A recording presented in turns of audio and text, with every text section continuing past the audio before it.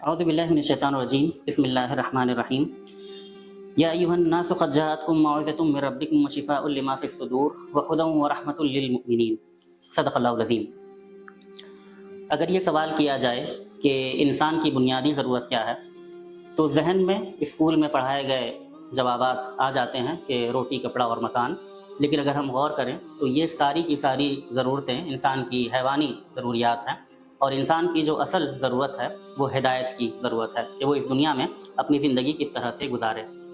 اس پہلو سے اگر ہم غور کریں تو ہم یہ پاتے ہیں کہ انسان کو اس دنیا میں اللہ تعالیٰ نے خلیفہ بنا کر بھیجا ہے، کچھ اختیارات دے کر بھیجے ہیں، اور ان اختیارات کو وہ کیسے استعمال کرتا ہے اس حوالے سے انسان کا امتحان جاری ہے دنیا میں۔ اور جب اس امتحان کا جو سلیبس ہے، اس میں کامیابی کا جو طریقہ ہے، اس کے لیے جو ہدایتیں ہیں، اس کا سب سے زیادہ آتھینٹک سورس قرآن کریم کی صورت میں انسانوں کے پاس موجود ہے، تو ہم یہ کہہ سکتے ہیں کہ قرآن جو ہے وہ انسانوں کی بنیادی ضرورت ہے۔ قرآن جو ہے وہ انسانوں کا ایک بنیادی حق ہے۔ اس کو صرف مسلمانوں کی ایک مذہبی کتاب کے طور پر دیکھنا، پروجیکٹ کرنا، یہ صحیح نظریہ نہیں ہے قرآن کے حوالے سے،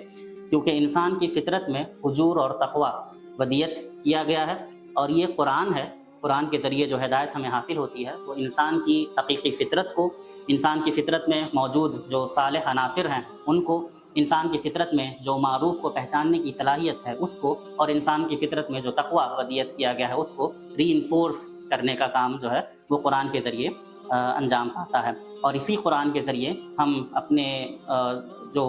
فجور کے ایلیمنٹس ہیں، ہم میں منکرات کے جو ایلیمنٹس ہیں، فواحش اور وسواس سے متاثر ہو جانے والے جو ایلیمنٹس ہیں، اور جاہلیت کی طرف رغبت رکھنے والے جو ایلیمنٹس ہیں، ان سب سے تحفظ جو ہمارا ممکن ہے وہ صرف اور صرف قرآن کے ذریعے ممکن ہے۔ اس پہلو سے قرآن ہمارے لیے ایک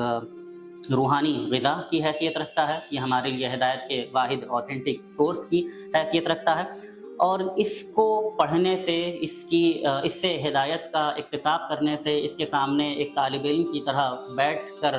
لرن کرنے سے ہمارا ذہنی اور فکری اور نظریاتی شاکلہ بھی درست رہتا ہے۔ ایک مسلمان جب قرآن کا مطالعہ کرتا ہے، قرآن سے اسباق سیکھتا ہے، قرآن کے سامنے ایک طالب علم بن کر بیٹھتا ہے، تو وہاں سے اس کو ایک کمپریہنسو گائیڈنس حاصل ہوتی ہے۔ وہ ایسے اخلاقی اصول اس کو حاصل ہوتے ہیں جس کے تھرو وہ اپنی زندگی کے مختلف چیلنجز کا سامنا کر سکتا ہے، ان کو نیویگیٹ کر سکتا ہے، ان سے نبرد آزما ہو سکتا ہے۔ تو انسان کو ایک ایسے مضبوط سہارے کی ضرورت ہوتی ہے اپنی زندگی میں جس پر وہ بھروسہ کر سکے، جس پر وہ ریلائی کر سکے۔ وہاں پر یہ جو کتاب ہے، ذالک الکتاب لا ریب فیہ، یہ اس کا ایک مضبوط سہارا بنتی ہے، اور یہ طے ہو جاتا ہے کہ پھر ایمان کسے کہتے ہیں، عبادت کیسے کی جاتی ہے۔ یہ چیز جو ہے یہ ہمیں قرآن کے ساتھ اس لیول کے تعلق کو مینٹین کرنے کی کوشش کرنی چاہیے۔ اس حوالے سے رمضان کے اس مہینے کا کما حقہ استعمال جو ہے وہ ایک لازمی چیز ہو جاتی ہے ہر اس سنسیئر فرد کے لیے جو قرآن کے ساتھ اپنے تعلق کو امپروو کرنا چاہتا ہے۔ اس مناسبت سے ہماری جو منصوبہ بندی ہونی چاہیے وہ ایسی ہونی چاہیے،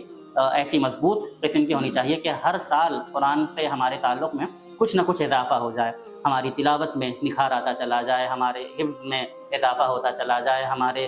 قرآن کے فہم میں اضافہ ہوتا چلا جائے، اور ہماری قرآن زیادہ سے زیادہ ہماری زندگیوں میں آتا چلا جائے، چھاتا چلا جائے، اور قرآن کے پیغام کو لے کر ہم اس دنیا کے پاس جاتے چلے جائیں۔ قرآن کے ساتھ جب یہ میننگ فل تعلق ہم لوگ استوار کریں گے تو وہ جو یہ محسوس کریں گے، جیسا کہ جیفری لینگ نے کہا تھا کہ قرآن کو پڑھتے پڑھتے کئی دفعہ آپ کو ایسا محسوس ہوتا ہے کہ قرآن جو ہے وہ آپ کو پڑھ رہا ہے۔ یہ کیفیت اگر پیدا نہیں ہوتی ہے قرآن کے مطالعے کے درمیان، تو کہا جا سکتا ہے کہ ہم قرآن سے اس طریقے سے استفادہ نہیں کر رہے ہیں جیسا کہ کیا جانا چاہیے۔ خرم مراد رحمۃ اللہ علیہ نے اپنی کتاب میں ایک بات لکھی ہے، اور وہ بات بہت زیادہ ہمیں غور و فکر کی دعوت دیتی ہے۔ وہ کہتے ہیں کہ what a tragic misfortune it would be if you come to the Quran and went away empty-handed, soul untouched, heart unmoved, life unchanged۔ یہ کیسی بد نصیبی ہے کہ آپ قرآن تک آئیں بھی اور پھر خالی ہاتھ لوٹ جائیں، نہ روح کو تازگی ملے، نہ دل میں تحریک پیدا ہو، نہ زندگی میں انقلاب آئے۔ تو ایسے قرآن کے ساتھ ایسے تعلق سے اللہ کی پناہ ہمیں چاہنی چاہیے، اور ہماری کوشش یہ ہونی چاہیے کہ قرآن کے ساتھ ہمارا جو تعلق ہو وہ بہت مضبوط ہو، بہت میننگ فل ہو، اور وہ کوئی ایسا محدود تعلق نہ ہو جس میں قرآن کو بغیر سمجھے اس کے ساتھ ہم جو ہیں اپنے تعلق کو استوار کریں، بلکہ ہمارا تعلق ایسا ہونا چاہیے کہ ہماری آواز سے وہ تعلق شروع ہو، ہماری تلاوت سے وہ تعلق شروع ہو، لیکن وہ بس حلق تک محدود نہ رہے، بلکہ وہ ہمارے دل تک اترے اور ہماری زندگیوں میں بھی اس کی بہاریں جو ہیں وہ نظر آئیں۔ اللہ تعالیٰ سے دعا ہے کہ ہمیں اسی میننگ فل تعلق کی، جو ہماری روحانی اور فکری غذا بن جائے قرآن کے ساتھ، وہ تعلق پیدا کرنے کی توفیق نصیب فرمائے۔ وآخر دعوانا ان الحمد للہ رب العالمین۔